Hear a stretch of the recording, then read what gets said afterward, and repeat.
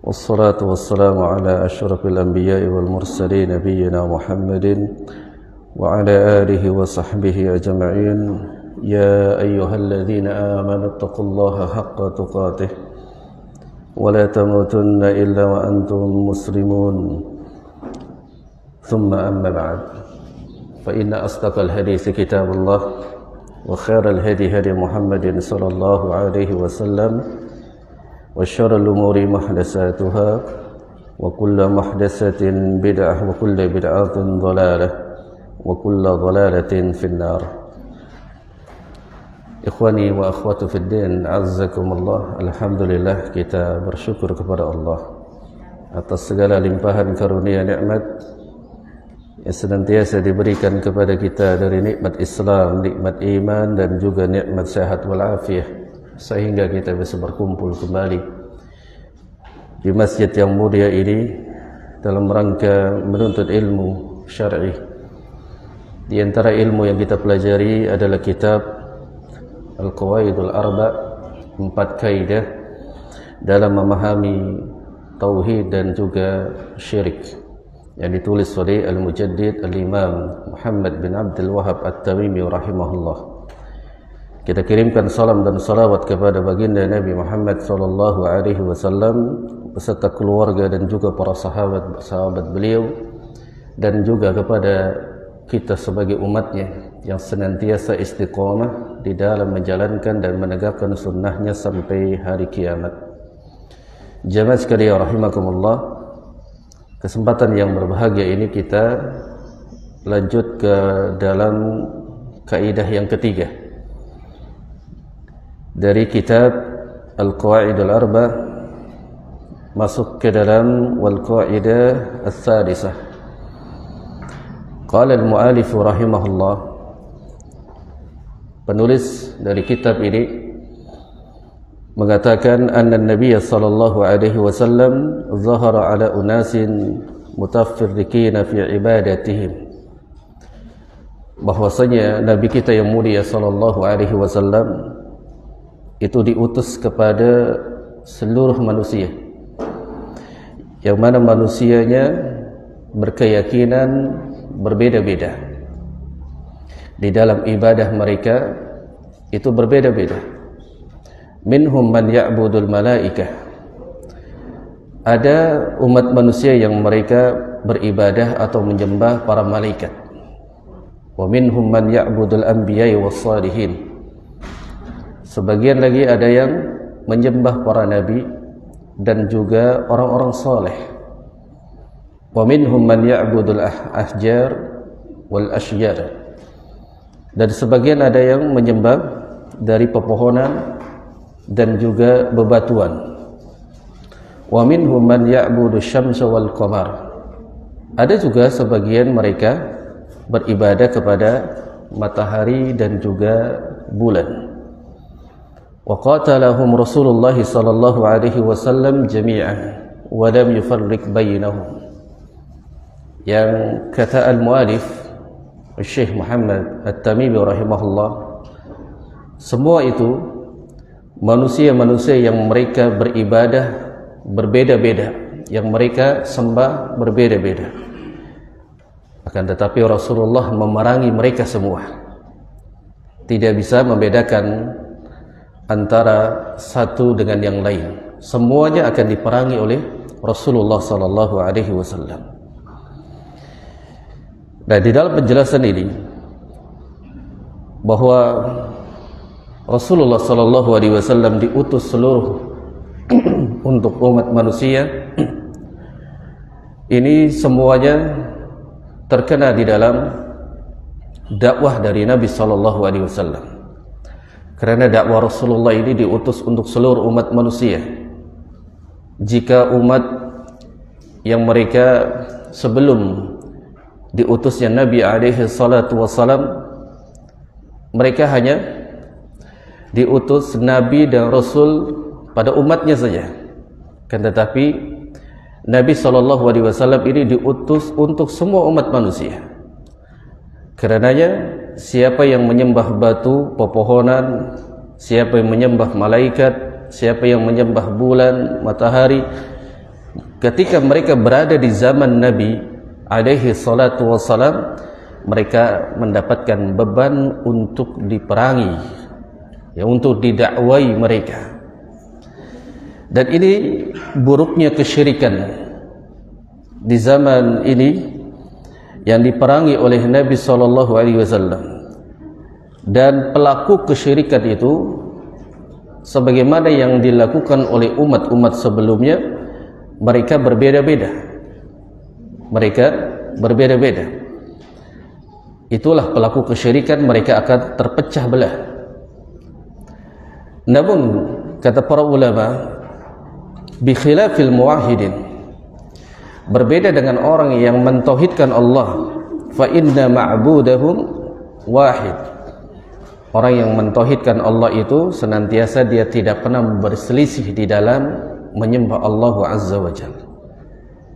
Kerana ya Allah Subhanahu wa taala menyebutkan di dalam surat Yusuf pada ayat ke-39 sampai dengan 40, yang Allah firmankan, la arbabun mutafarriquna khairun amillah al-wahidul qahhar ma ta'buduna min duni illa asma'an sammaytumuha. Apakah Rabb-Rabb yang mereka berbeda-beda? Ini orang-orang musyrikin, Rabb mereka itu berbeda-beda.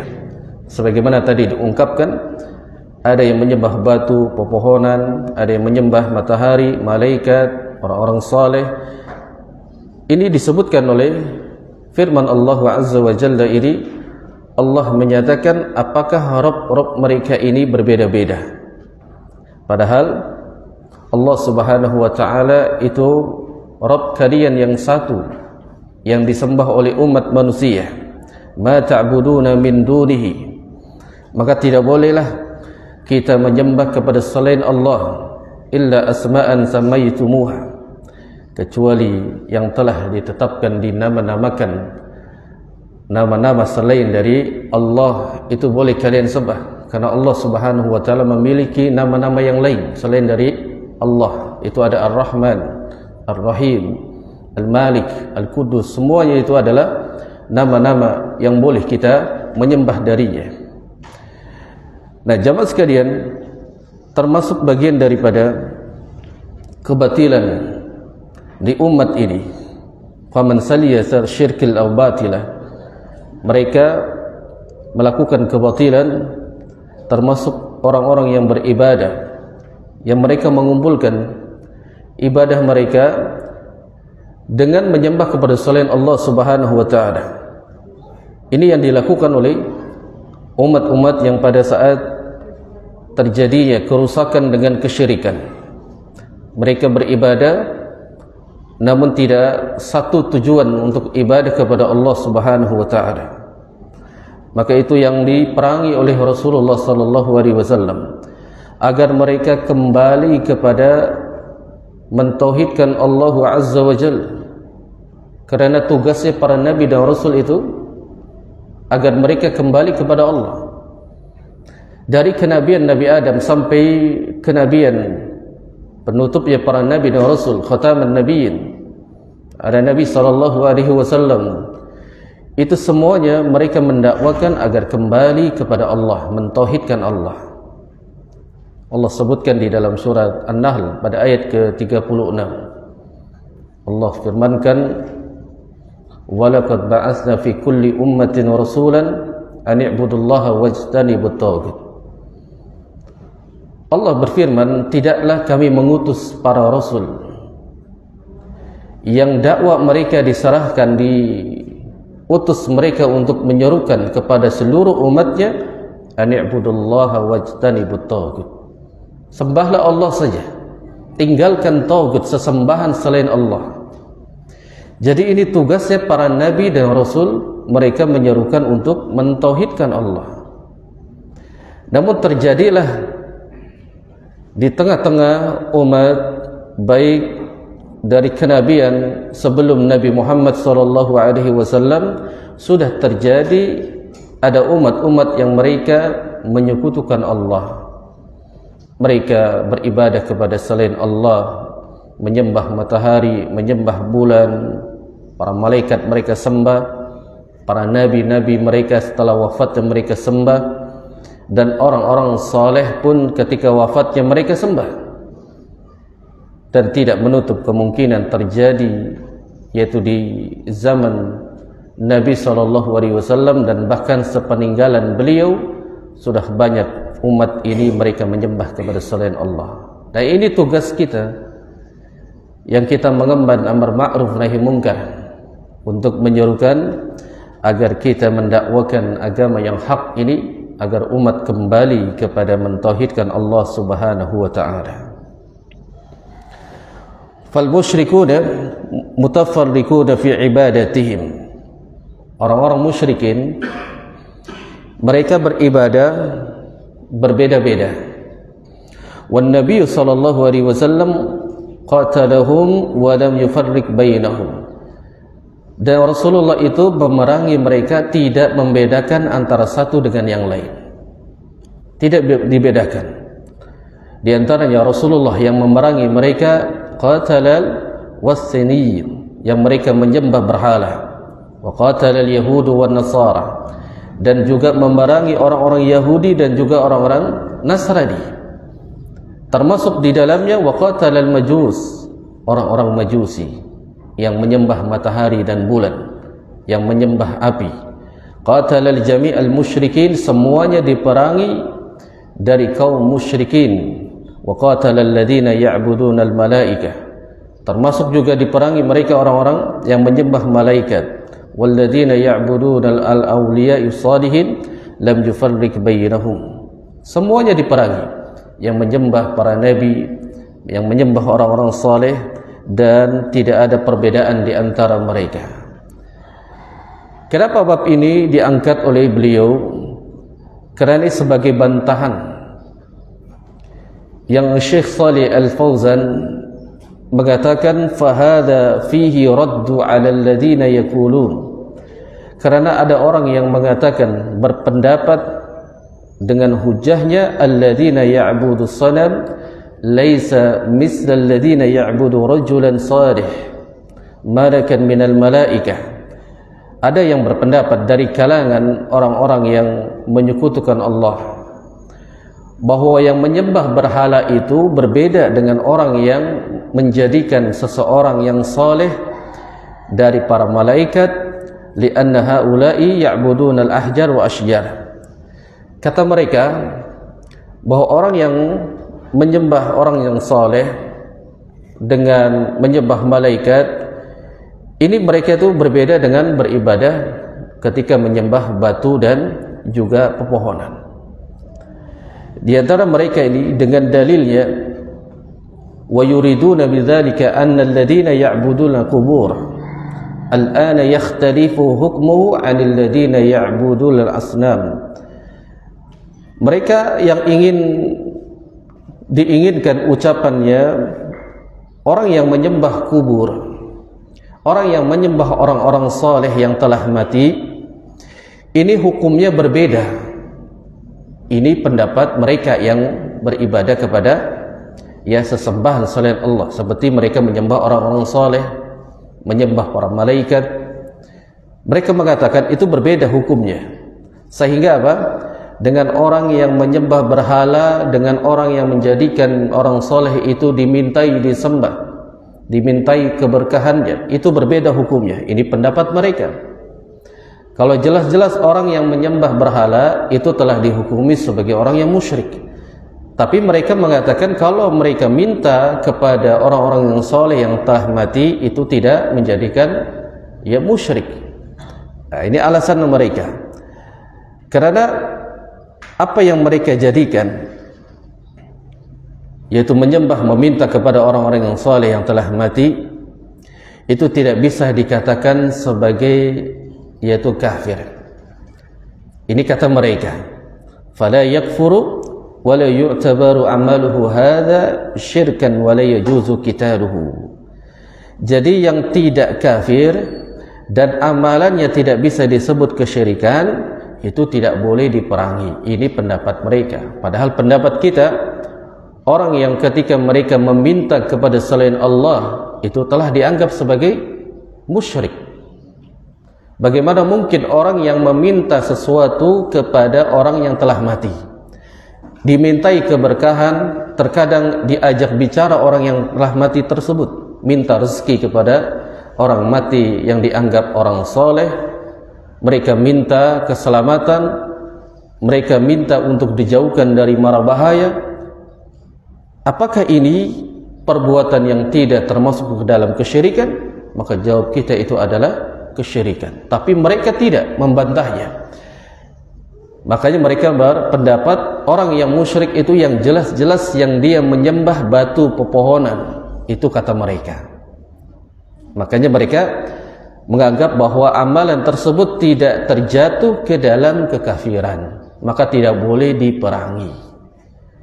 Ya, tidak boleh diperangi. Itu pendapat mereka.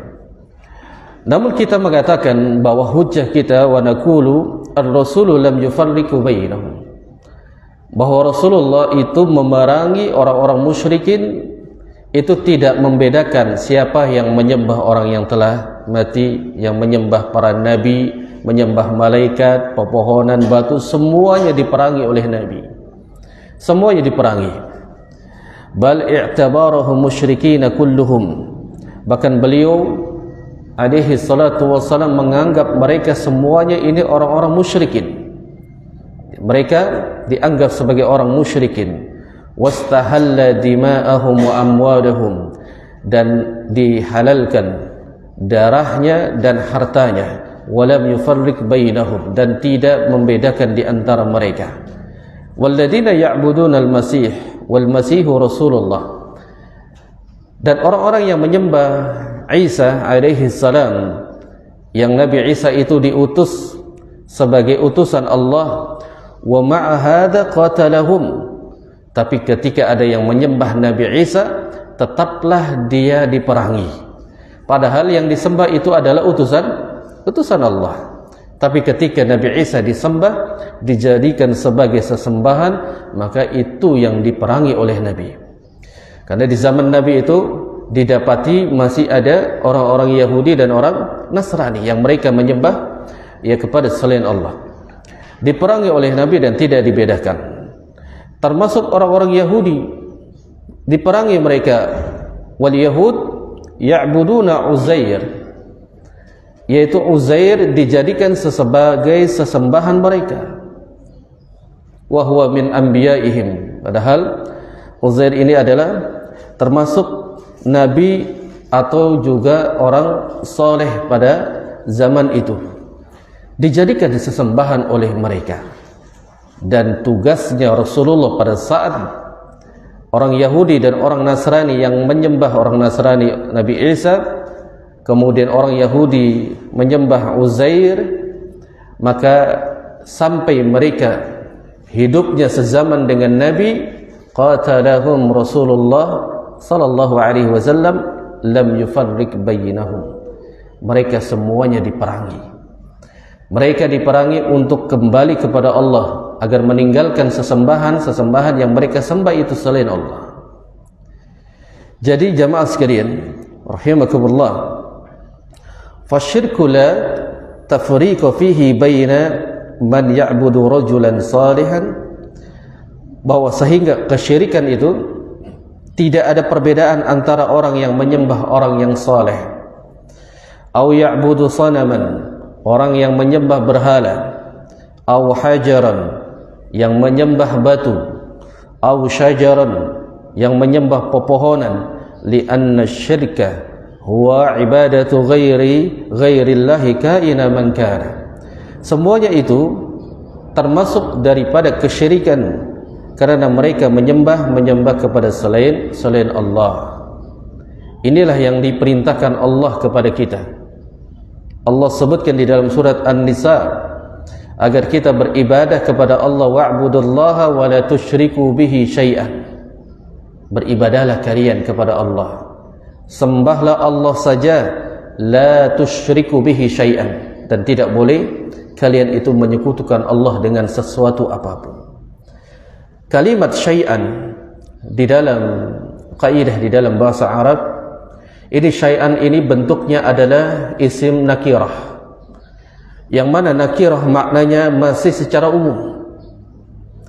Jadi Allah perintahkan wa'budullaha, sembahlah Allah saja, beribadahlah kalian kepada Allah, wala tusyriku bihi syai'an, dan jangan kalian yaitu menyekutukan Allah dengan sesuatu apapun. Syai'an ini ya yang sifatnya secara umum. Terkadang orang itu beribadah kepada Allah namun dia membawa sekutu bagi Allah dengan sesuatu yang lain. Ada yang dia sekutukan dengan jimatnya, ada yang dia sekutukan dia minta nanti kepada orang soleh yang telah mati, ada yang dia sekutukan di dalam ibadahnya kepada Allah dengan bergantung yaitu kepada bintang-bintang dan yang lainnya. Ini dilarang. Jadi pada saat ini kita dapat beban mukallaf, kita dibebankan untuk beribadah, namun ibadah yang diinginkan Allah, yang diajarkan oleh Rasulullah alaihi salatu wasalam adalah kita mentauhidkan Allah. Tidak boleh menyekutukan Allah dengan sesuatu apapun.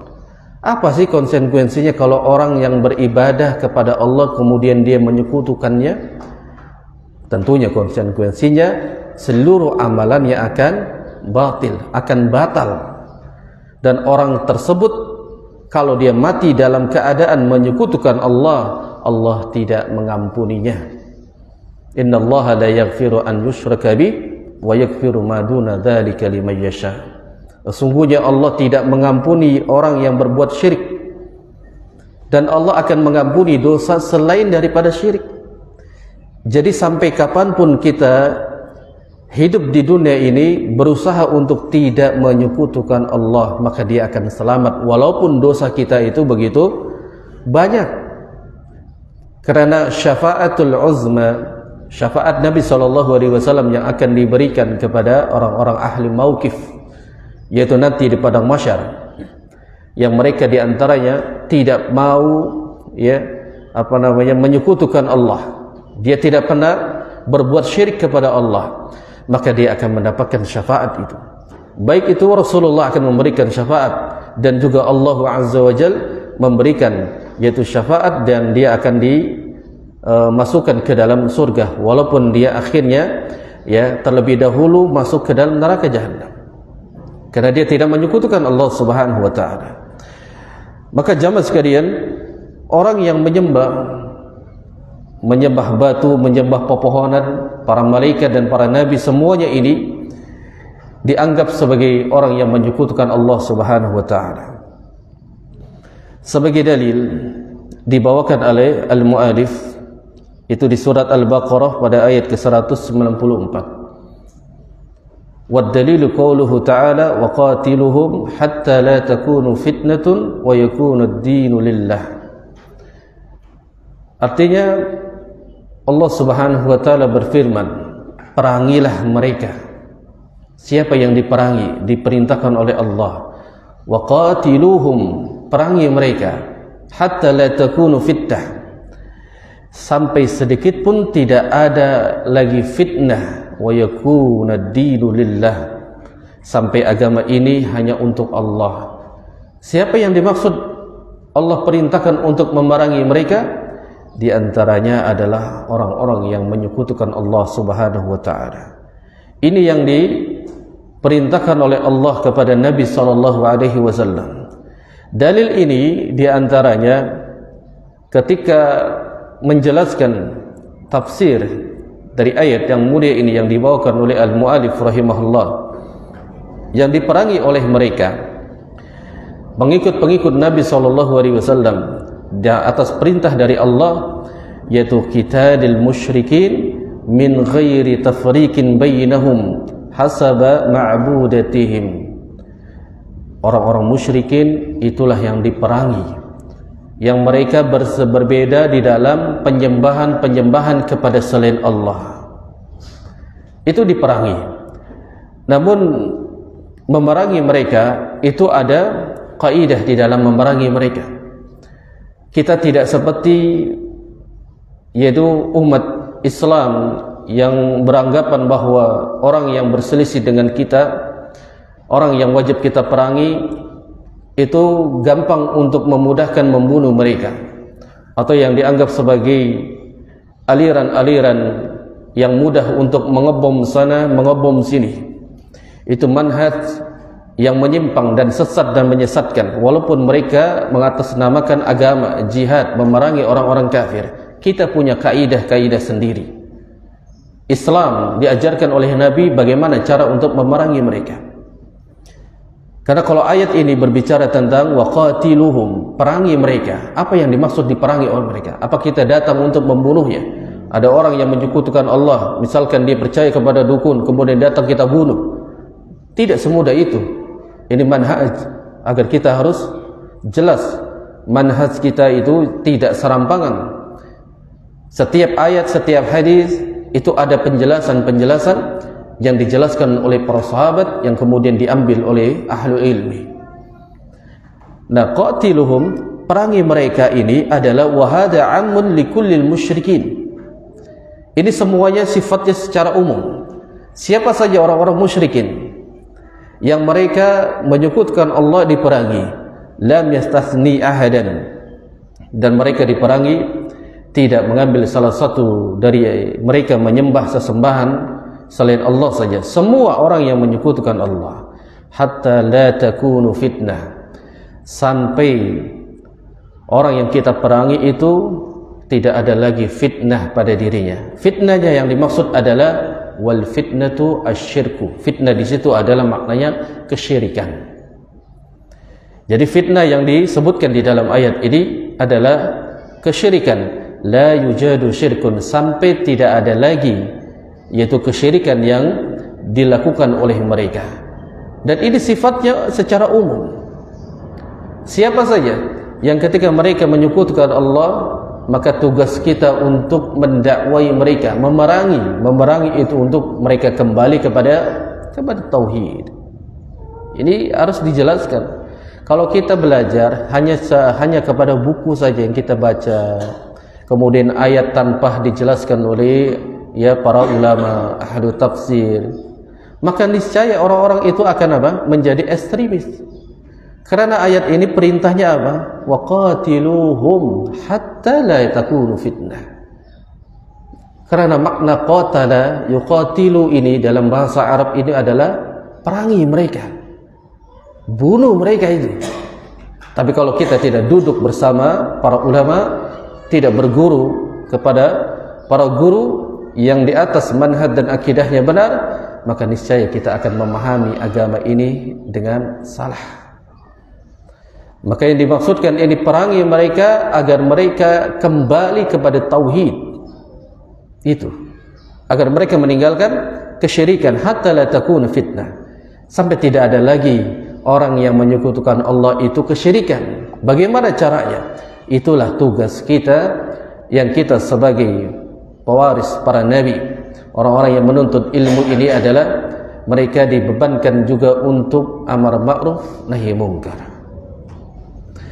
Nah, jamaah sekalian, ketika kita sudah memerangi orang-orang musyrikin sampai tidak ada lagi fitnah kesyirikan pada dirinya, wa yakunu dinu, dan sampai agama ini yakunul ibadah kulluha lillah, sampai mereka meyakini tidak ada agama yang menyerukan untuk mentauhidkan Allah kecuali Islam, maka laisa fiha syarika li ahadin kainan man kana.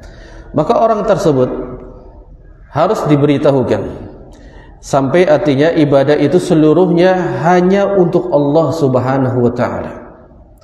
Tidak ada satupun ya di dalam ibadah ini yang dijadikan sebagai acuan ada ibadah penyembahan selain Allah. Sampaikan itu kepada orang yang berbuat syirik tersebut.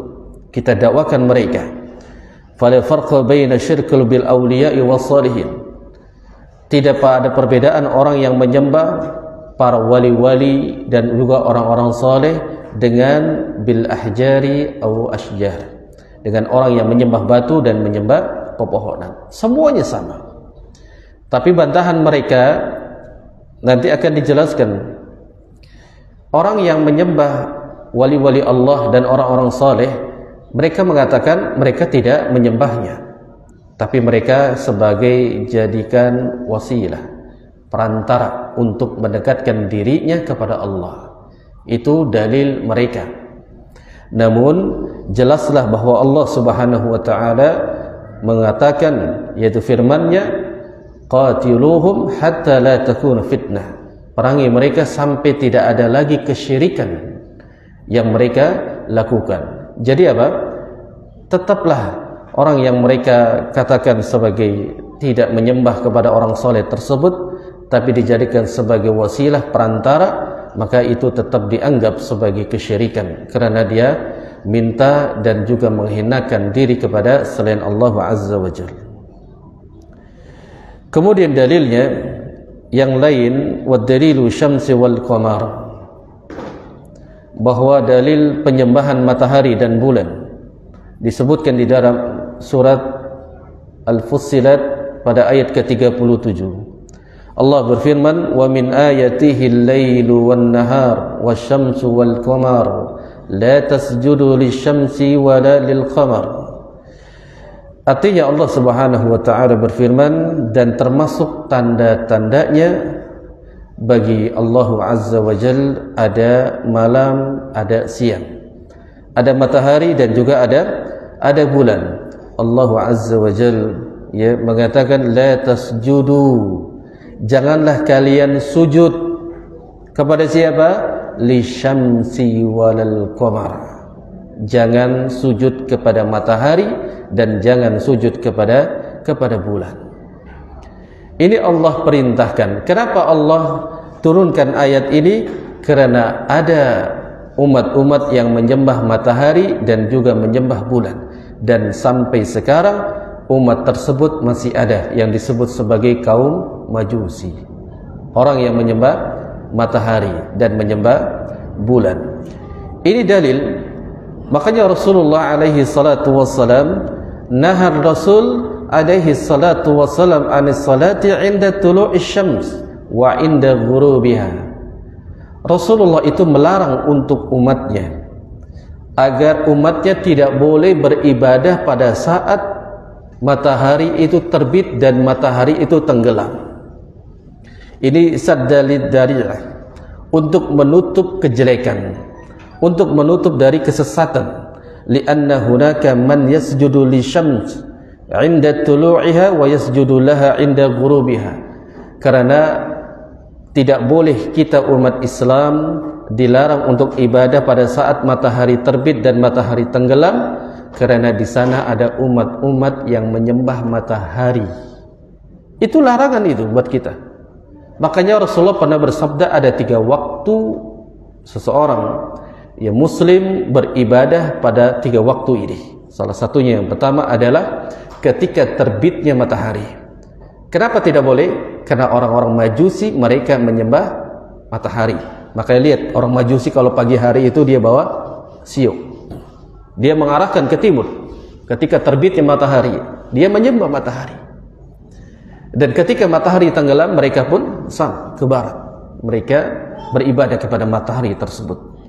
Itu waktu yang tidak boleh, kata Nabi, beribadah pada waktu tersebut. Yang kedua, ketika matahari berada di tengah-tengah kepala kita. Makanya faidahnya salat zuhur itu tergelincir sedikit. Kalau matahari kita tegakkan satu bambu, ya, ketika matahari sudah bambu tersebut sudah tidak ada bayangan, nah disitulah waktu terlarang. Makanya faidahnya ketika dia bergeser sedikit sudah ada bayangan dari bambu tersebut, maka perintahkan untuk azan zuhur. Di antara lain faidahnya, kata Rasulullah, agar tidak terlalu panas. Disitulah waktu-waktu ya panas menyengat di atas kepala. Pada zaman dulu kan masjidnya tidak seperti kita ini. Masjidnya tidak ada atapnya. Jadi kalau panas ya kepanasan, kalau hujan ya kehujanan. Makanya satu riwayat pernah disebutkan oleh Nabi, Rasulullah itu pada khutbah Jumat selesai karena tidak ada atapnya. Bagaimana siang hari khutbah Jumat, lalu para sahabat ini mereka menutupi dengan kain-kain mereka. Makanya orang Arab kebiasaan mereka menutupi kepalanya dengan imamah, dengan sorban, karena panas itu. Nah, ketika mereka pulang selesai dari Jumat, para sahabat ini mereka berjalan menepi ke tembok-tembok rumah. Untuk apa? Untuk tidak terkena sengat matahari. Kalau kita jalan kan begitu.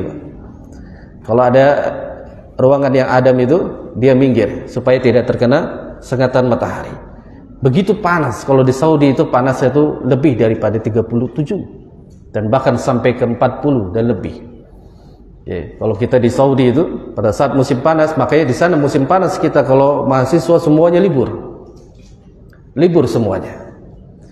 Jadi mahasiswa diliburkan. Paling lama 6 bulan itu masa musim panas.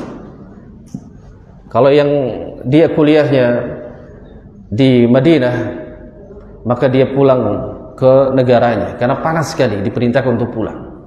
Tapi biasanya orang-orang yang mereka belajar tidak di Madinah, seperti ada belajar yaitu di Unaisa, di Taif, itu enggak pulang. Biasanya mahasiswa Indonesia enggak pulang, mereka ke Mekah cari peneduhan. Nah, itu panasnya lebih daripada di Indonesia. Nah, larangan itu tidak boleh kita sholat beribadah ketika matahari di tengah-tengah. Dan yang ketiga, tidak boleh pada saat matahari yaitu tenggelam. Di antara sebagaimana tadi disamakan, karena orang Majusi itu beribadah kepada matahari ketika tenggelam. Yang kedua, pada saat tenggelamnya matahari, iblis menyebarkan bala tentaranya. Makanya hadis kata Rasulullah, pada saat tenggelamnya matahari, tahan anak-anak kalian untuk keluar rumah.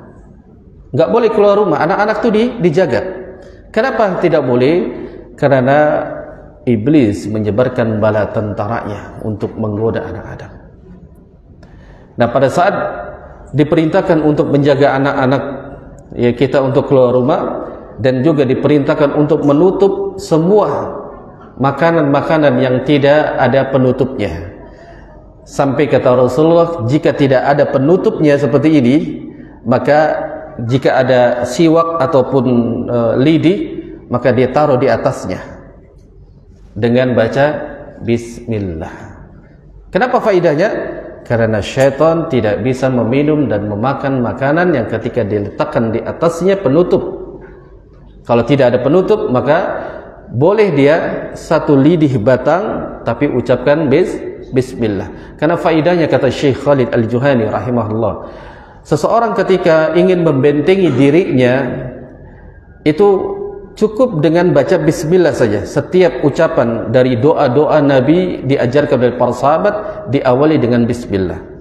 Karena bismillah ini menutup antara dirinya dengan jin. Ada penjagaan dari Allah Azza wa Jalla. Sebagaimana kita perintahkan mau masuk ke kamar mandi, itu kan baca doanya bismillah, penutup dulu, baru dia berlindung kepada jin laki-laki dan perempuan. Nah, pada saat seseorang masuk ke kamar mandi, dia tidak baca bismillah dan tidak juga berlindung kepada Allah dari syaitan laki-laki dan perempuan, maka auratnya akan terlihat oleh bangsa jin. Dan itu juga yang diajarkan Nabi ketika kita melepas ke pakaian, doanya simple. Apa doa melepas pakaian? Bismillah. Masa semua nggak ada yang hafal bismillah? Hanya terkadang kita lupa atau mungkin belum tahu ilmunya.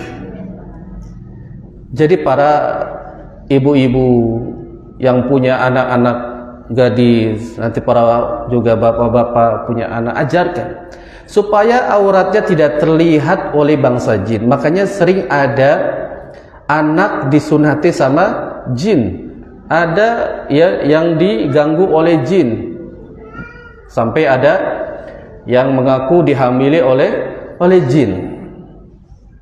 Itu sebabnya kita harus mengaji, harus belajar ilmu.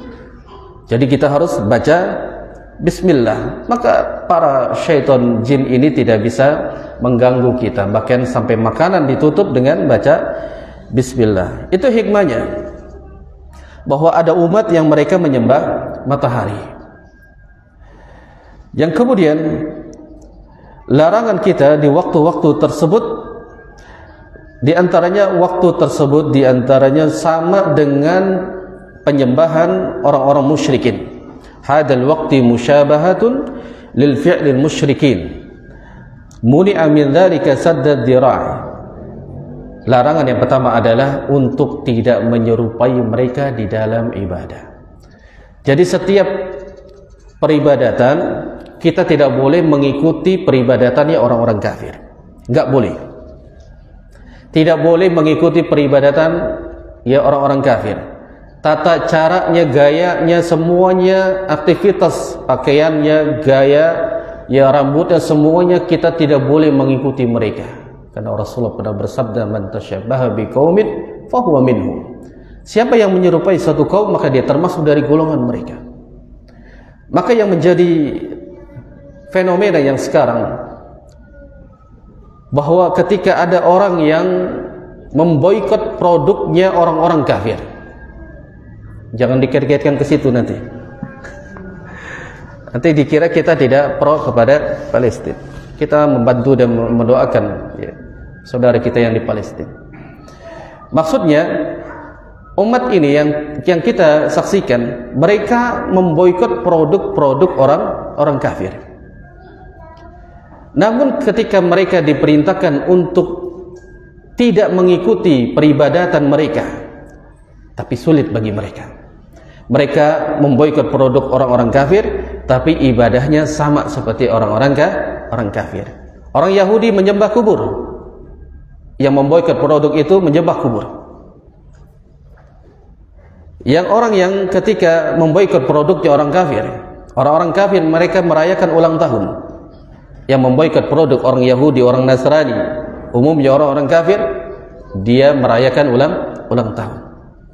Jadi maksudnya adalah kalau kita ingin berlepas diri semuanya, jangan kita berlepas diri dari produknya, tapi ibadahnya kita menyamai mereka, pakaiannya, gayanya mengikuti mereka, muamalahnya mengikuti mereka. Muamalah mereka biasanya apa? Bermain riba, makan harta yang batil, tipu menipu. Ini yang dia harus tinggalkan juga. Begitu. Makanya Rasulullah SAW larang untuk kita sholat di tepat pada waktu mereka beribadah. Dan juga faedahnya para ulama, semua harusnya kita ya berlepas diri dari mereka, dari segala apa yang mereka lakukan, baik di dalam ibadah, baik itu di dalam yaitu tata cara pakaian mereka. Namun Islam tidak melarang untuk kita bermuamalah kepada mereka. Ingat ya, bahwa kita itu diperintahkan bermuamalah sama siapa saja, hatta itu orang kafir, dan kita pun diperintahkan untuk berlaku baik bersama mereka dalam masalah bermuamalah. Bertetangga harus baik enggak sama orang kafir? Harus baik. Rasulullah punya tetangga orang Yahudi. Setiap hari itu sampah disapuin, dilempar di rumah Nabi. Nabi melihatnya, kemudian menyapui, kemudian dibuang ke tempat sampah. Kalau kita udah dilempar sampah, apa yang kita lakukan? Dibalas balik itu, bahkan lebih banyak sampahnya kita lempar ke tetangga. Tapi Nabi dia adalah qudwah buat kita. Ya, jadi kita berlaku baik. Tetangga pun orang kafir, tetangganya yaitu orang musyrik yang menyembah batu misalkan, orang kafir, tetap berlaku baik di dalam muamalah. Kalau kita punya dagangan, kemudian dagangan kita dibeli orang kafir, enggak apa-apa, enggak masalah. Ini muamalah dan kita boleh beli kepada ya orang kafir. Karena Rasulullah itu bermuamalah pada saat itu dengan orang-orang kafir. Dan bahkan baju besinya Nabi sampai masih tergadaikan di orang Yahudi. Artinya dalam sebatas muamalah diperbolehkan. Namun yang tidak boleh, kita jangan ikut-ikutan gaya-gaya mereka, ibadah mereka, ya ritual mereka. Ini yang harus kita juga berlepas diri. Nanti pada saat waktunya ya, ibadah mereka di tanggal 25 Desember, Orang Islam ini latah ikut-ikutan, pakai topi santai ikut-ikutan untuk merayakan mereka. Ya, dia ikut-ikutan untuk dia menyalakan lampu-lampu pada malam misa tersebut. Nanti pada saat dia pergantian tahun itu lebih banyak lagi mereka ikut-ikutan. Terkadang tidak menutup kemungkinan orang yang sudah mengaji sunnah terjerumus ke dalamnya. Dengan alasannya begini, dengan alasannya dia hanya bakar-bakar saja, nggak bakar petasan, nggak tiup trompet, cuma bakar-bakar di malam itu saja. Orang sudah ngaji, boleh apa enggak? Kan dia nggak merayakan, boleh apa enggak? Kalau enggak, mana dalilnya?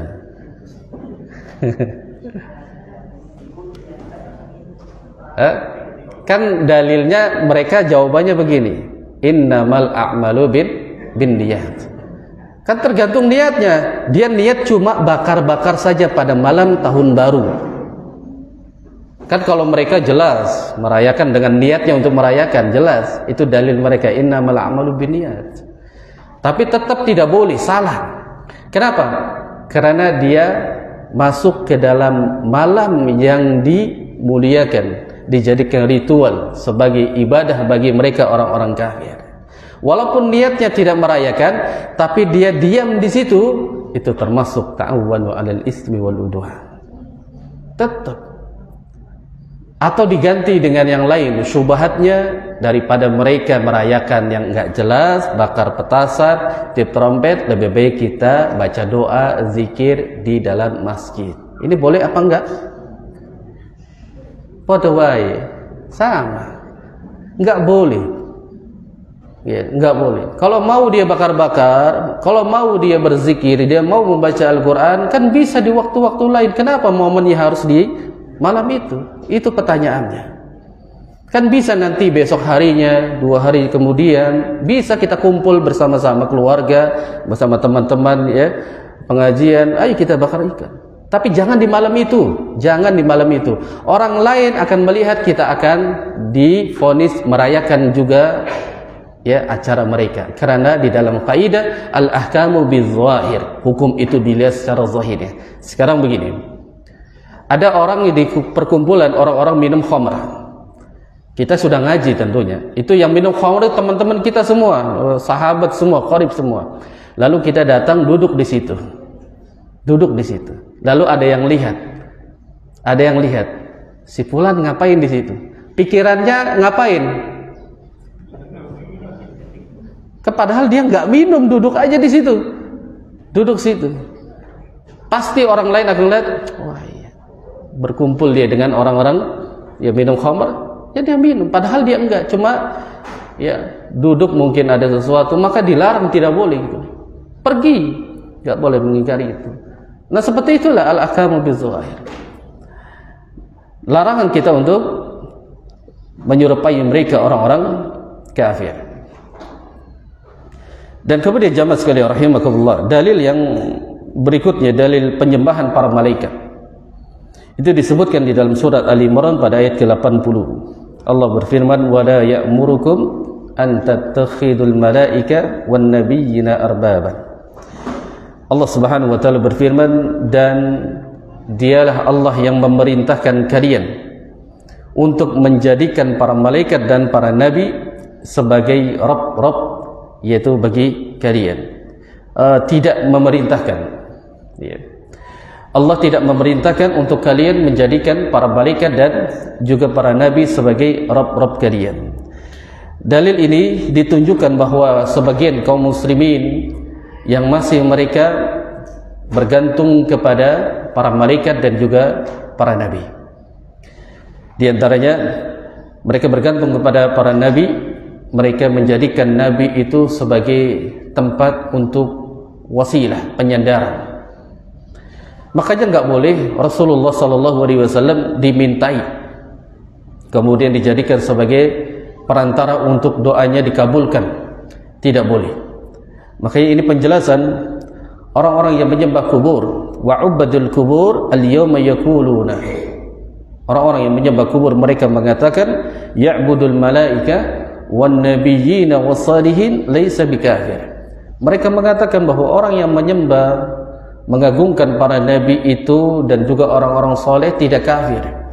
Mereka senantiasa melakukan itu, tidak kafir, karena mereka mengatakan bahwa para nabi dan juga orang-orang soleh kita tidak menyembah mereka, hanya saja kita jadikan sebagai perantara. Itu dalil mereka. Makanya dikatakan sebagai orang yang musyrik, mereka akan membantahnya.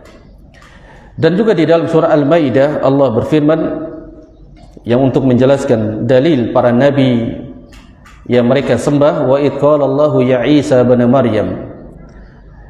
Dalil ini bahwa Allah Subhanahu wa taala menyebutkan, dan ingatlah ketika Allah mengatakan, wahai Isa bin Maryam, a anta qulta lin-nas ittakhaduni wa ummi ilahaini min dunillah. Allah katakan bahwa Nabi Isa bin Maryam diutus oleh Allah Subhanahu wa taala. Apakah engkau mengatakan kepada manusia, jadikanlah aku dan ibuku ini sebagai sesembahan selain Allah? Ditanya. Allah itu mengatakan kepada Nabi Isa karena ada hamba-hambanya yang menyembah Nabi Isa dan ibunya. Maka ya Allah turunkan ini kepada Nabi Isa. Maka Nabi Isa mengatakan, qala subhanak ma yakunu li an aqula ma laysa li bihaq in kuntu qultuhu faqad ilmatahu ta'lam ma fi nafsi wa la a'lamu ma fi nafsika innaka anta 'allamul ghuyub. Nabi Isa mengatakan, menjawab, maha suci engkau, tidaklah pantas bagiku untuk mengatakan perkataan yang tidak benar. Jika aku telah mengatakan, maka sungguh engkau telah mengetahuinya. Engkau mengetahui apa yang ada pada diriku, sedangkan aku tidak mengetahui yang ada pada dirimu. Maha suci engkau yang mengetahui hal-hal yang gaib. Jadi Nabi Isa tidak pernah mengatakan kepada umatnya, kepada kaum-kaumnya untuk sembahlah aku. Tidak. Dan bahkan mengatakan aku adalah utusan Allah. Dan ibunya pun demikian, disembah oleh sebagian dari orang-orang Nasrani.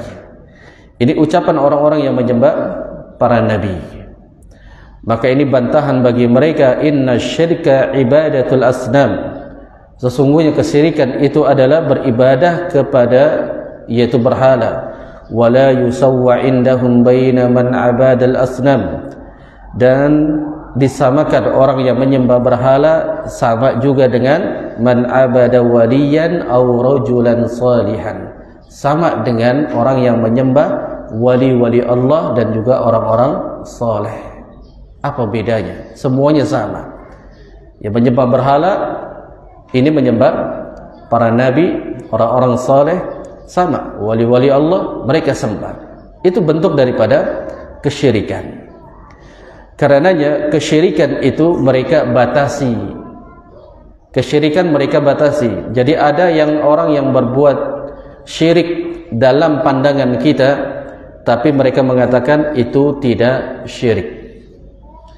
Kita mengatakan bahwa perbuatan itu kafir, pandangan kita, namun pandangan mereka itu tidak kafir. Makanya senantiasa selalu berbeda pandangan ya kita dengan mereka. Namun yang jelas bahwa pernyataan para ulama mengatakan wa yunkiruna taswiyatan bainal haula'i. Ini adalah kekeliruan yang mereka katakan ada dua sisi. Wa yaz'umuna anna syirka maqsurun ala ibadatil asnam faqat. Bahwa kesyirikan mereka membatasi, ya, bahwa ada yang menyembah berhala saja. Selain itu mereka tidak katakan musyrik. Jadi orang-orang yang menyembah para wali-wali Allah dan orang-orang saleh, mereka membatasi kesyirikan itu. Yang mereka anggap kesyirikan itu kalau mereka menyembah berhala. Sudah itu saja. Makanya mereka apa? Mau mereka menyembah para wali-wali Allah dan juga menyembah orang-orang saleh.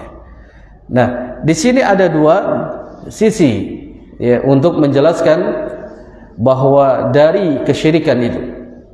Yang pertama adalah anna Allah Jalla wa Ala fil Qur'ani ankaru 'alal jami' wa amara bi qitalil jami'.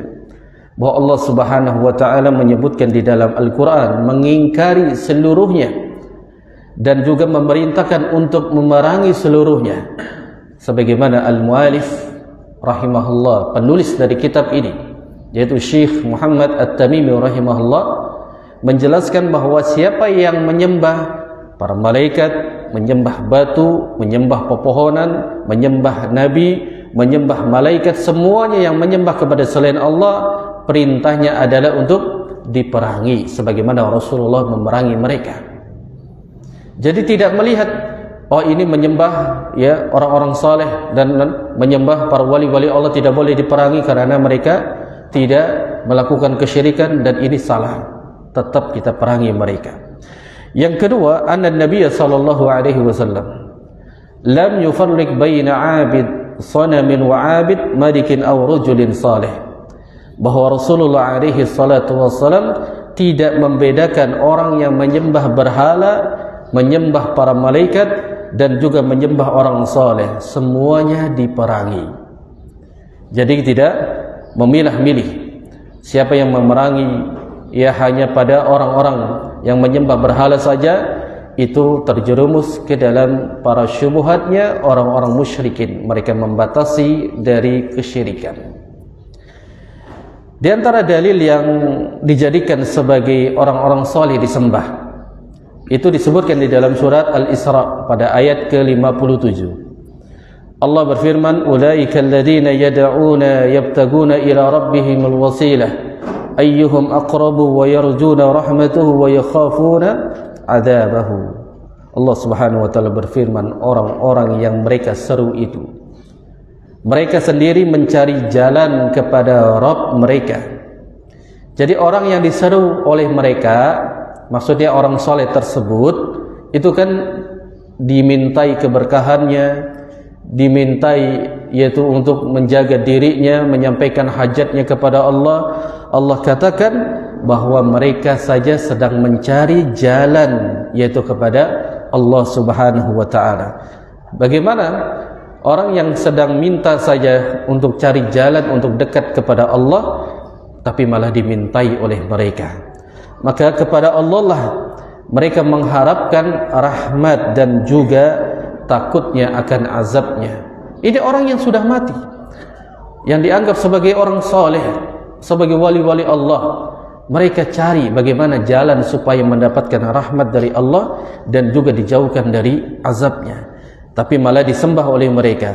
Dan dalil ini yang dijadikan sebagai orang-orang yang menyembah orang-orang saleh, anna hunaka man abada salihin minal bashar, mereka semuanya menyembah manusia. Ulaika alladziina yad'uuna yabghuna ila rabbihimul wasila ayyuhul aqrab. Mereka adalah orang-orang yang menyeru, meminta kepada orang-orang yang telah mati, padahal orang yang telah mati itu mereka mencari jalan untuk mendekatkan dirinya kepada Allah Subhanahu wa taala. Ayat ini diturunkan ketika itu kisahnya terhadap Nabi Isa alaihi salam. Kata Syekh Shalih Al-Fauzan, qila nazalat hadhihi al-ayah fi man ya'budu al-masiha wa ummuhu wa Uzair. Bahwa ayat ini, kata Syekh Shalih Al-Fauzan, diturunkan berkaitan dengan orang-orang Nasrani yang mereka menyembah Nabi Isa dan juga menyembah ibunya Maryam, dan juga di sana termasuk orang-orang Yahudi yang menyembah Uzair. Uzair ini adalah orang soleh, orang yang baik pada masanya. Ketika telah wafat semuanya, mereka menyembahnya. Annal Masiha wa ummuhu Maryam wa Uzair kulluhum ibadallah. Ini akidah kita, bahwa Nabi Isa alaihi salam dan ibunya Maryam dan juga Uzair kulluhum ibadullah, mereka semuanya hamba-hamba Allah. Tidak ada keistimewaan ya ketika Allah ciptakan dari hamba-hamba Allah. Bahkan sampai Rasulullah sallallahu alaihi wasallam diciptakan oleh Allah, tidak ada keistimewaan. Allah perintahkan untuk beribadah kepada Nabi sallallahu alaihi wasallam. Hanya saja dilebihkan, dimuliakan, berbeda dengan manusia-manusia yang lain. Karena para nabi dan rasul, mereka mendapatkan beban untuk mendakwai apa yang telah diwahyukan dari Allah. Itu saja, semuanya sama. Mereka derajatnya sama sebagai hamba Allah. Maka yatafarraguna ila Allahi wa yarjuna rahmatahu wa yakhafuna 'adzabahu. Semua ini dalam rangka untuk mendekatkan dirinya kepada Allah. Nabi Isa bagaimana caranya untuk mencari jalan mendekatkan diri kepada Allah. Dan juga Maryam demikian, dan juga Uzair demikian. Ia tidak dijadikan sebagai sesembahan orang-orang yang menyembah kepada selain Allah, padahal mereka yang menyembah untuk ingin mendapatkan dari dalam rangka mendekatkan dirinya kepada Allah Subhanahu wa taala sebagai yaitu tawassul, sebagai wasilah. Dan ini kesalahan yang dilakukan oleh mereka orang yang menyembah kepada selain Allah Subhanahu wa taala. Yang kedua, berkata ada Syekh Shalih Al-Fauzan bahwa ayat ini turun, kata beliau, annaha nazalat fi unasin minal musyrikin kanu ya'buduna nafaran minal jin. Bahwa ayat ini diturunkan juga kepada orang-orang musyrikin. Ya, kepada orang-orang musyrikin yang sekelompok dari orang-orang musyrikin mereka menyembah para jin. Yang mana para jin itu pada saat itu telah masuk ke dalam Islam. Fa aslamal jinu wa lam ya'lamu haula'i alladziina ya'budunahu bil islamihim. Jadi ada yang mereka menyembah para jin. Maksudnya yang menyembah para jin itu yang dia selalu minta bantuan kepada jin. Jadi hukum orang yang bersekutu dengan jin bagi para dukun, paranormal, tukang sihir, tukang ramal, tukang pawang hujan, banyak semuanya. Semua itu hukumnya dalam Islam adalah kafir. Dan hukumnya berarti dia telah menjadikan sesembahan itu kepada selain Allah. Makanya pada saat ini tidak menutup kemungkinan kaum muslimin banyak mereka sekarang telah datang kepada yaitu para dukun, minta sesuatu kepada mereka. Bahkan kalau tidak turun hujan, dia datangnya ke siapa? Ke pawang hujan. Seolah-olah pawang hujan itu tahu ya dia dapat menurunkan hujan dan dapat memberhentikan hujan. Padahal kita diperintahkan kalau tidak turun hujan, kita diperintahkan apa?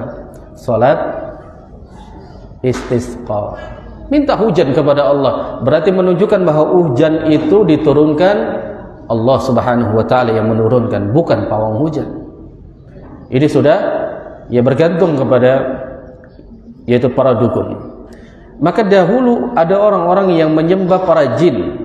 Akhirnya jin itu sudah masuk Islam dan dia tidak tahu kalau dirinya itu disembah. Wasaru yataqarrabuna ila Allahi bitta'atillah wad-dara'ati wa yarju rahmatahu wa yakhafuna 'adzabahu. Dan jin yang dimintai itu dia sendiri sedang mendekatkan diri kepada Allah untuk apa? Beribadah mentaati Allah Azza wa Jalla, dan dia takut akan azabnya. Jin yang dimintai itu kalau sudah masuk Islam, dia akan berlepas diri itu dari bersekutu dengan para dukun. Jadi yang biasanya yang suka bersekutu dengan para dukun itu jin-jin yang kafir, kalau tidak jin Islam tapi dia jin yang zalim. Itu dia agamanya muslim tapi dia zalim. Sebagaimana kita ini beragamanya Islam. Kalau dikatakan kamu muslim, iya saya muslim. Tapi sholat enggak? Enggak. Tetap muslim enggak? Muslim. Suka menggibahi orang? Iya. Ya, pernah iri dengki sama orang? Iya. Sama, jin pun begitu ada. Ya, bersekutu dengan para dukun mereka. Statusnya agamanya muslim. Nah, jin yang bersekutu dengan dukun itu, dengan tukang sihir, mereka sudah tidak lagi bersekutu dengan mereka. Akhirnya masuk Islam, kemudian yang benar sudah muslim, mereka dalam rangka mendekatkan diri kepada Allah dengan mentaatinya. tapi tetap dimintai, yaitu ya hajatnya oleh orang-orang yang menyembah para jin tersebut. Ini pengakuan yang dijelaskan ya di dalam Al-Quran, di dalam surat jin. Karena sebagian ada yang mereka percaya dan yakin minta kepada para jin. Dahulu disebutkan di dalam kitab Tauhid, ya sama yang ditulis oleh Syekh Muhammad At-Tamimi rahimahullah. Asalnya para jin itu sebenarnya takut dengan manusia. Itu asal muasalnya. Asal muasal para jin itu takut dengan manusia. Kalau ada manusia di situ duduk, jin itu lari, pergi, takut. Namun pada saat ada manusia yang lewat di hutan, di tempat yang kosong, ya di tempat yang mungkin dia merasa itu angker, lalu dia lewat, dia berbicara, dia minta pertolongan, minta perlindungan kepada bangsa jin. Di antaranya disebutkan kata Syekh At-Tamimi rahimahullah dalam kitab Tauhid. Jadi manusia pada saat itu lewat di tengah ya hutan, lembah, dan dia berkata, wahai penghuni lembah ini, saya mau lewat, ya tolong lindungi saya. Sama enggak dengan orang kita kalau lewat numpang-numpang, anak bagong mau lewat? Itu adopsinya orang-orang musyrikin. Kalau lewat jembatan di Ancol Volker itu harus klakson. Kalau yang bawa kendaraan, klaksonnya mati, buang apa? Buang koin. Macam-macam semuanya itu bentuk daripada kesyirikan. Dan pada saat itu jin itu sudah mulai, ternyata mereka itu butuh dengan kami. Padahal jin itu sudah takut pada saat itu. Manusia lewat sebenarnya mereka pergi. Nah, ketika dimintai untuk melindungi mereka, berarti manusia itu lemah dianggapnya oleh mereka.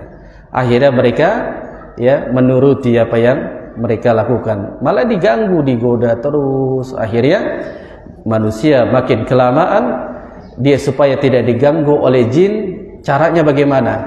Bikin sesajen. Kalau nggak dibikin sesajen, didatangi lagi. Tujuannya bukan untuk menjadikan apa? Dia tidak digoda. Tujuan yang terbesarnya adalah agar manusia itu terjerumus ke dalam kesyirikan. Itu. Makanya jin itu takut terhadap orang-orang yang mentauhidkan Allah. Kita yang sudah belajar tauhid, jin melihat kita, karena jin itu bisa melihat kita, kita tidak bisa melihat jin. Itu lari dari kita, lari. Ya, lari, dia tidak berani dekat-dekat dengan kita, orang yang mentauhidkan Allah. Ingatlah bahwa mereka sebenarnya takut dengan kita, orang yang mentauhidkan Allah, karena kita kuat di dalam menjaga tauhid, tidak berbuat syirik kepada Allah Subhanahu wa taala. Itu asal mula di antaranya. Jadi mereka itu minta perlindungan kepada para jin. Akhirnya jin itu semakin besar, semakin berani terhadap manusia, dan manusia semakin lemah kalau dia tidak diisi dengan ilmu. Maka jamaah sekalian, yang dijadikan mereka orang-orang musyrikin, yaitu menyembah para jin, mereka meminta perlindungan kepada para syaitan untuk melindungi diri-diri mereka. Padahal Nabi alaihi salatu wasallam telah mengajarkan. Karena sebagian sahabat ini masih ada yang mengadopsi, yaitu kebiasaannya terdahulu. Karena sebagian sahabat ini, sahabat kebanyakan mereka asalnya adalah orang ya penyembah berhala, musyrikin, orang-orang Nasrani. Akhirnya mereka dapat hidayah, didakwakan oleh Rasulullah masuk ke dalam Islam. Tapi sebagian ada yang mengadopsi kebiasaan mereka. Seperti juga di dalam ya kitab Tauhid dijelaskan, ada seorang sahabat yang ketika berjalan, lalu dia mendapati orang-orang musyrikin itu biasa menggantungkan senjata-senjata mereka di bawah pohon yang disebut sebagai pohon Zatul Anwad. Nah, sahabat ini, dia ini mengatakan kepada Rasulullah, ya Rasulullah, buatkan kami sebagaimana kami dahulu biasa menggantungkan senjata-senjata kami di satu pohon itu. Ternyata orang-orang musyrikin itu mereka berkeyakinan bahwa pohon itu adalah pohon keramat. Dimintai keberkahan, bahwa kalau senjata digantungkan di pohon itu, maka dia jadi sakti. Gitu. Dia akan menang melawan musuh. Itu keyakinan mereka. Ada nggak sekarang diadopsi oleh sebagian kaum muslimin yang pohon itu dianggap sebagai pohon keramat? Banyak. Makanya nggak berani ditebang. Kalau sudah keluar air, airnya itu segera diminum, macam-macam. Padahal itu adalah ya air yang keluar dari tanah, pokoknya keluar dari pohon dibilang keramat. Ini semuanya kesalahan. Itu asal muasal. Ya, jadi para sahabat itu mereka ini biasanya mengadopsi kebiasaan yang dahulu. Kebiasaan yang dahulu dibawa-bawa. Makanya kita tidak boleh membawa kebiasaan kita yang buruk. Pada saat nenek moyang kita mengajarkan, ternyata ajaran tersebut ada bertentangan dengan syariat, tidak boleh kita amalkan. Sebagaimana orang tua kita dahulu itu setiap malam Jumat selalu menyajikan yaitu sesaji. Ada kopi hitam, ada susu, ada rokok, ada telur, macam-macam di situ. Kalau ditanya untuk apa? Untuk apa? Karena tiap malam Jumat ruh-ruh yang sudah meninggal dahulu mereka datang minta makan, gitu. Karena zaman sekarang kan kalau misalkan repot nggak usah menyediakan yaitu sesajen, online saja suruh GrabFood datang atau dipesankan. Ini kebiasaannya orang-orang terdahulu, jangan diikuti. Sekarang kita sudah mengaji bahwa itu perbuatan syirik, apalagi dia bergantungnya kepada para jin yang untuk melindungi rumah tersebut. Untuk dia dibentengi dari mara bahaya. Semuanya adalah kesyirikan. Rasulullah SAW mengajarkan kepada para sahabat yang mereka mengadopsi kebiasaan mereka. Kata Rasulullah, ketika engkau datang di satu tempat yang belum disinggahi, Rasulullah ajarkan bacalah doa, yaitu a'udzu bikalimatillahi min syarri ma khalaq. Minta perlindungan ya dengan kalimat-kalimat Allah, maksudnya adalah kepada Allah Subhanahu wa taala dari makhluk yang jahat. Syekh Abdul Razak Al-Badr menjelaskan bahwa perlindungan dari makhluk yang jahat itu ada dua macam. Yang pertama, dia dilindungi oleh Allah dari bangsa jin. Kalau kita misalkan singgah di satu tempat itu belum pernah kita singgahi, ya, maka kita baca doa itu. Yang kedua, dia terbebas dari binatang-binatang buas dan juga binatang-binatang yang mematikan. Allah Subhanahu wa taala lindungi. Artinya apa? Bahwa dia tidak numpang-numpang pada saat mau duduk di tempat yang belum disinggahi, mau lewat rumah kosong, ya, ada dua cara, kalau nggak lari ya numpang-numpang. Maka yang harus dibaca apa? Baca a'udzu bikalimatillahi tamma min syarri ma khalaq. Baca itu. Ya, karena kita bergantung dan meminta hanya kepada Allah Subhanahu wa taala.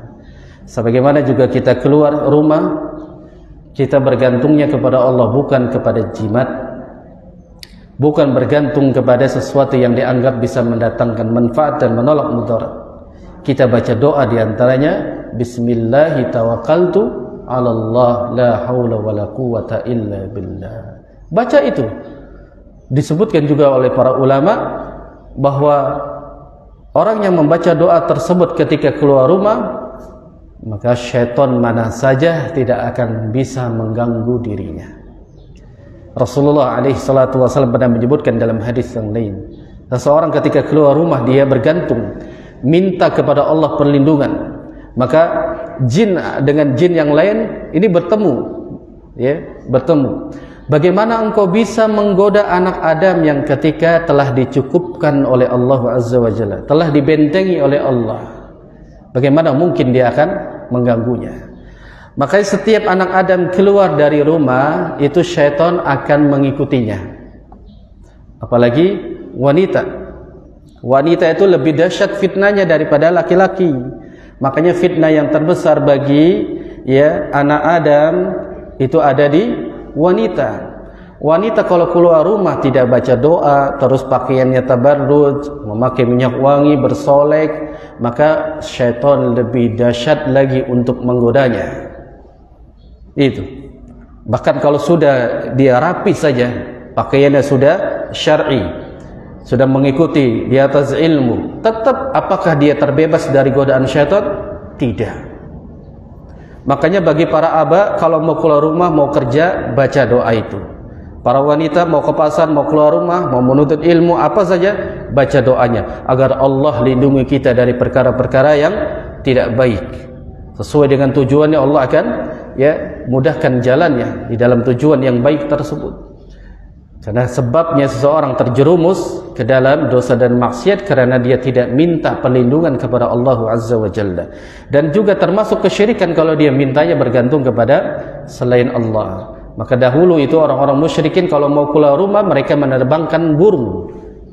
Burungnya kalau dia terbang ke arah kiri, mereka tidak lagi niat untuk keluar, karena dia beranggapan sial.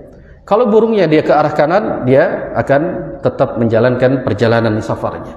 Dan ini semuanya bentuk daripada kebatilan biasa yang dilakukan oleh orang-orang musyrikin. Maka pada saat ini, kalau kita mendapati hal-hal tersebut, maka kita tolak. Itu bentuk daripada kesyirikan, kita perangi itu, kita dakwai. Entah itu kedua orang tua kita, entah itu dia tetangga kita, sahabat kita, kita dakwai pelan-pelan agar mereka meninggalkan segala perbuatan dari kesyirikan tersebut. Wallahu a'lam bishawab. Mungkin ini saja yang kita bahas, yang insyaallah kita akan bahas selanjutnya pada pertemuan yang akan datang. Mungkin dari jamaah sekalian ada yang ingin bersoal, kami persilahkan. Ya. Waalaikumsalam. Iya.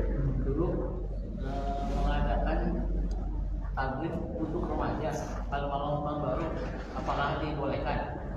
Pertanyaan yang kedua, yang tadi maksudnya untuk mengalihkan perhatian bagi remaja.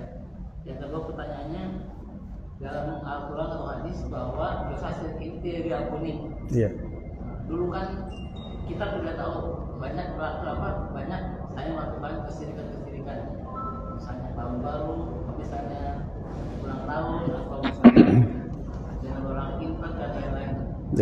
Apakah setelah tobat ini dosa diampuni atau tidak?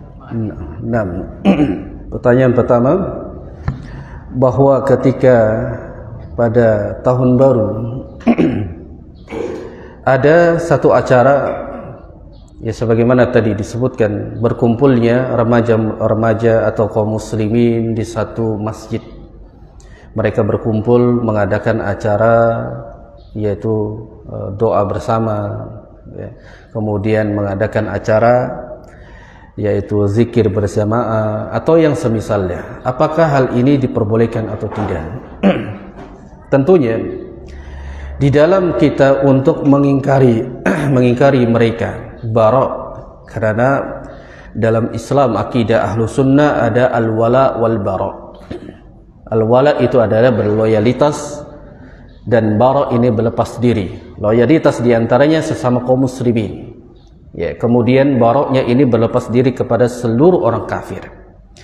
Apa yang harus berlepas diri adalah akidah, kepercayaan mereka dan keimanan yang mereka percaya dengan iman mereka. Termasuk juga kita tidak boleh yaitu berloyalitas kepada acara-acara yang mereka rayakan pada hari itu. Kita berlepas diri. Berlepas dirinya, kita juga tidak melakukan hal-hal yang sama yang membuat orang itu menganggap kita itu merayakan mereka. Hanya saja berbeda di dalam amalannya. Kalau niatnya untuk mereka supaya menggiring, supaya tidak ikut-ikutan membakar petasan, meniup trompet, ya kan, atau dia bermabuk-mabukan, ya kita buat aja acara anak muda berkumpul yaitu dalam masjid, ayo zikir ya bersama-sama, atau dia doa bersama-sama.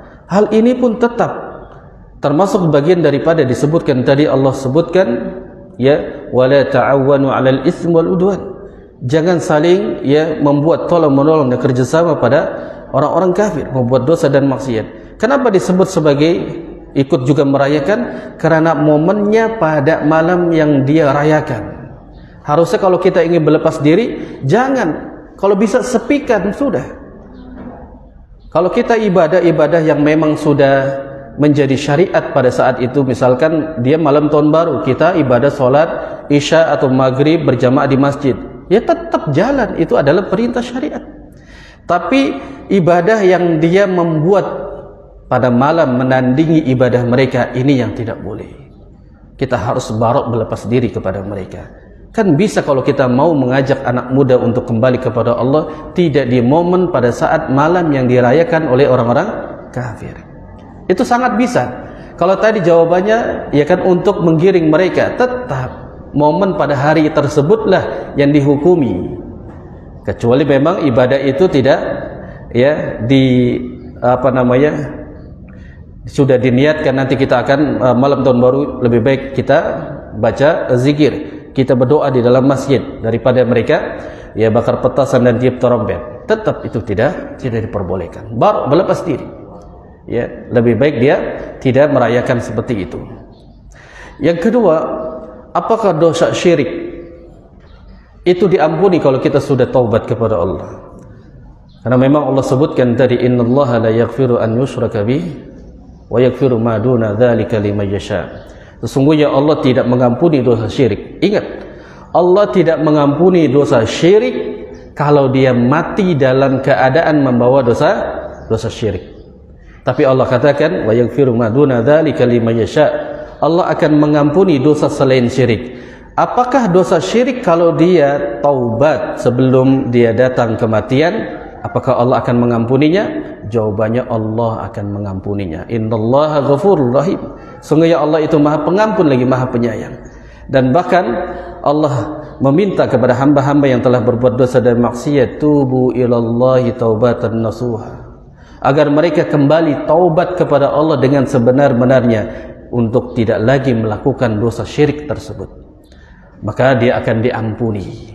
Akan diampuni selama dia tidak mati membawa dosa syirik. Yang dimaksudkan Allah tidak mengampuni dosa syirik itu kalau dia mati dalam keadaan membawa dosa syirik. Jadi dosa apapun yang kita lakukan di dunia ini, yang kita menyembah berhala, yang kita sering datang ke dukun, percaya dengan jimat, macam-macam, ini dosa yang membuat seseorang ini ya mati dalam keadaan sengsara nanti di hari kiamat, karena dia mati dalam keadaan syirik. Namun ketika dia taubat kepada Allah, kembali kepada Allah, maka Allah akan ampunkan dia. Maka iringi dengan amal saleh, karena amal yang saleh ini akan menjadi ya penambal pengganti daripada dosa-dosa yang pernah kita lakukan di masa silam. Wallahu a'lam bishawab.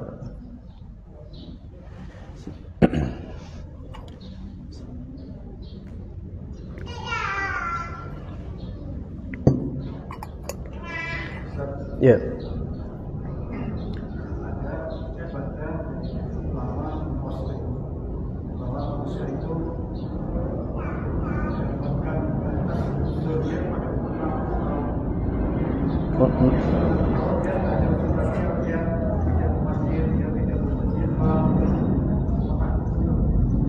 Nah, batasan uzur seseorang untuk tidak boleh beribadah seperti melakukan sholat berjamaah di masjid, itu diantaranya orang yang sudah manula, ya sudah tidak sanggup lagi dia berjalan.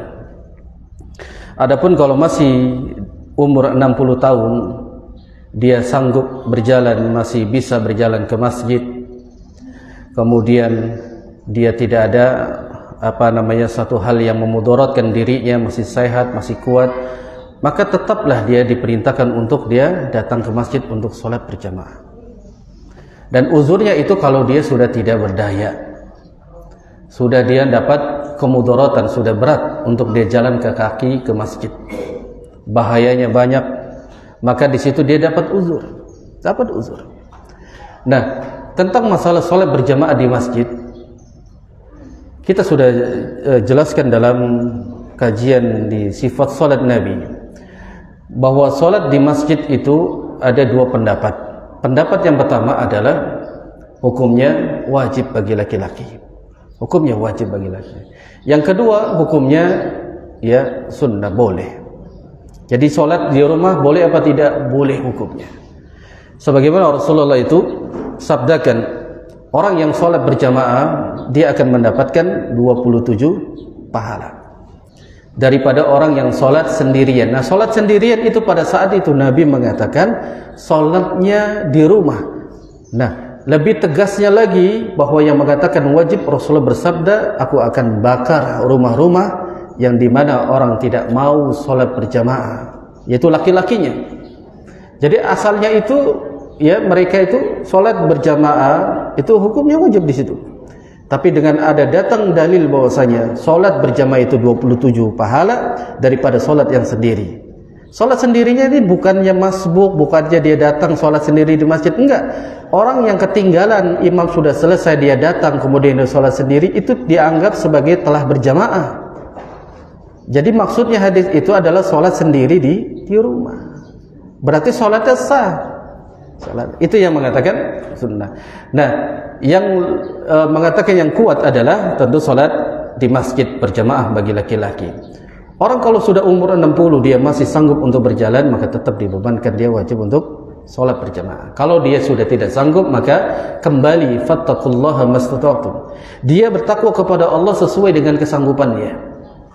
La yukallifullahu nafsan illa wus'aha. Dan tidak ada beban, tidak ada dosa baginya kalau dia tidak sanggup lagi berjalan ke masjid, sholatnya sendiri di rumah. Karena apa? Ada uzur syar'i. Begitu. Dan bagi para ibu-ibunya misalkan di 60 tahun, apakah boleh melepas jilbabnya? 60 tahun sekarang itu masih muda kelihatannya, masih membangkitkan gairah syahwat bagi kaum laki-laki. Kalau itu yang terjadi, maka tetap dia memakai ya jilbabnya, memakai niqabnya. Bahkan sampai tua renta, itu lebih mulia dia menutupi dirinya. Padahal kalau sudah tua renta, memang di dalam syariat itu kalau sudah tua renta itu batasannya kita tidak mengetahui. Karena umurnya 60 tahun nanti di masa silam ini dan masa akan datang ini berbeda-beda antara umur segitu. Ya, jadi 60 tahun itu dirasa seperti masih muda. Jadi kalau sudah dia umur yang sudah sepuh misalkan, maka dia boleh menanggalkan jilbabnya bagi para wanita, dan lebih baik dia menutupi. Tetap yang memakai jilbab itu adalah kemuliaan, karena Allah Subhanahu wa taala akan memuliakan di antara ya kita semua ini bukan dengan harta, dengan ya jabatan, tapi mereka akan dimuliakan siapa yang paling bertakwa di antara mereka kepada Allah. Inna akramakum indallahi atqakum. Allah akan memuliakan di antara mereka hamba-hambanya siapa yang di antara mereka yang paling bertakwa kepada Allah. Jadi kan orang yang menutupi diri padahal sudah dapat apa? Uzur. Kalau sudah sepuh, udah umur ya sepuh itu berapa kira-kira umurnya? 90 gitu kan? Atau itu sudah tidak ada bangkit syahwat lagi. Tidak ada bangkit syahwat lagi, dan orang melihatnya juga ada syahwat enggak? Kalau misalnya sudah 90, ya bagi para ibu udah 90, kalau misalkan dia masih ada syahwat, maka ditutup. Kalau masih ada orang yang menggodanya. Ada enggak anak muda menggoda nenek-nenek? Kalau masih nenek-nenek digoda, wajib masih pakai jilbab. Kalau masih digoda, kan ada nenek-nenek nyentrik. Masih berdandan bersolek gitu. Jadi itu batasannya ya, wallahu a'lam bishawab. Silakan. Waalaikumsalam warahmatullahi wabarakatuh. Ya. Sunat suruh itu termasuk muakkadah atau ghairul muakkadah? Baik. Nah, salat suruh apakah itu termasuk muakkadah atau ghairu muakkadah? Jawabannya salat suruh itu adalah sunnah ghairu muakkadah, yang tidak ditekankan. Tapi Rasulullah memberikan ganjaran pahala yang besar. Kata Rasulullah, barang siapa yang dia salat subuh kemudian dia berdiam diri di dalam masjid, ya tidak melakukan hal yang sia-sia, dia berdiam diri baca Quran, zikir, atau dia bermajlis taklim sampai waktu suruh, kemudian dia sholat sunnah 2 rakaat, maka dia telah mendapatkan pahala haji tam sempurna. Haji apa? Jadi pahalanya itu sebagaimana orang yang berhaji secara sempurna. Jadi pahalanya begitu besar. Cuma melakukan 2 rakaat salat suruk, gitu. Dan hukumnya itu tidak muakkadah. Dan hukumnya sunnah. Siapa yang mau melakukan, silakan. Yang tidak pun tidak mengapa. Tapi kalau dia ingin mendapatkan pahala, maka hendaknya dia melakukan. Itu pahalanya besar. Bagaimana dia mendapatkan pahala orang yang berhaji secara sempurna? Secara sempurna kata Nabi, hanya dilakukan 2 salat, ya 2 rakaat salat syuruk. Siapa yang mau, maka dia akan mendapatkan pahala besar. Jadi hukumnya ghairu muakkadah. Wallahu a'lam bishawab. Iya. Sholat subuh dilakukan di rumah bagaimana? Setelah sholat subuh pulang, kemudian misalnya mengaji atau beribadah di rumah, langsung sholat subuh, apakah boleh? Nah, sholatnya di masjid. Sholat sunnahnya, sholat wajibnya di masjid atau di rumah? Di masjid. Di masjid. Tapi sholat suruhnya di rumah. Taib. Kalau di dalam hadisnya, lafadznya, ya, tekstualnya adalah berdiam diri setelah sholat subuh di masjid. Jadi dia sholat subuh, kemudian berdiam diri di masjid. Berarti sampai suruh. Jadi kalau dia sholat sudah selesai ada aktivitas, maka terputus. Makanya tadi disebutkan selama dia tidak melakukan hal yang sia-sia. Maksudnya dia kalau sudah habis sholat subuh nih, dia keluar, dia makan, kemudian balik lagi, itu sudah terputus. Maksudnya dia berdiam diri sampai suruh. Tapi kalau dia sholat suruhnya di rumah, itu tidak termasuk. Ya, dapat pahala haji secara sempurna. Tapi dia telah mendapatkan pahala karena melaksanakan sholat suruh. Tapi tidak sebagaimana pahalanya orang yang pergi haji secara sempurna. Begitu. Karena tekstualnya nggak boleh dipisah. Dia harus disamakan. Tapi dia dapat pahala sholat suruh. Tapi pahalanya beda tentunya. Ini derajat pahalanya saja yang berbeda. Sebagaimana kita sholat tadi wajib. Ada sholat berjamaah di masjid, dia dapat 27. Dia sholat dia di rumah, dia 1. Derajat pahalanya yang berbeda. Bisa dipahami? Gitu. Wallahu a'lam. Ya.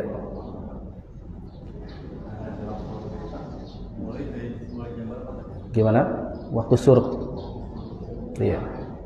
Waktu suruk itu ketika terbit matahari. Maka di situ yang pertama dilarang kata Rasulullah SAW. Itu waktu suruk sudah mulai. Tapi tidak boleh sholat di situ. Kenapa ada larangan? Karena tadi alasannya menyamai orang Majusi menyembah matahari. Jadi waktu suruk itu sudah mulai terbit matahari, kemudian kita tunggu sampai dia tergelincir. Sampai dia naik beberapa menit, antara 5 menit ya sampai 10 menit baru dia sholat suruk. Jadi sama seperti sholat maghrib. Ketika tenggelam matahari di situ makanya nggak azan maghrib. Sampai benar-benar tenggelam baru azan. Pada saat itu. Nah, itu sholat-sholat yang mereka lakukan. Jadi kalau sholat suruk tahan dulu. Ketika sudah terbit matahari tahan dulu. Biasanya kalau sudah memancar itu tahan sampai dia mulai muncul lagi 5 atau 10 menit baru dia sholat suruk di situ. Itu batasannya. Ya mungkin kalau di kita ada jam, ya ada jam suruk. Ya terkadang tuh jam itu ya tidak tepat juga. Dan untuk memastikan kita di zaman ini sulit juga. Karena sudah banyak gedung, polusi, kapan tuh terbitnya matahari sulit.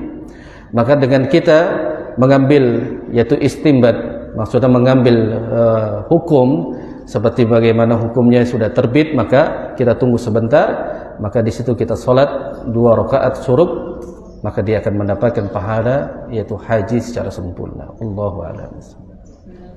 Iya, silakan. Untuk akhwat.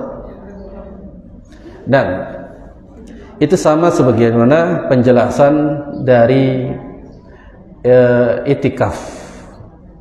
Bahwa itikaf itu apakah mesti harus di masjid? Jawabannya adalah I'tikaf itu maknanya adalah berdiam diri. Gitu, bukan berdiam diri hanya di masjid saja. Para wanita memang sepeninggalan Nabi mereka juga i'tikaf di masjid. Tapi para ulama mengatakan kalau tidak sanggup ke masjid, ya bagi para wanita misalkan dia memiliki uzur-uzur yang syar'i, dia tetap i'tikaf, dia mengisi malamnya di situ dengan ya ibadah, maka dia akan dapat malam kemuliaan.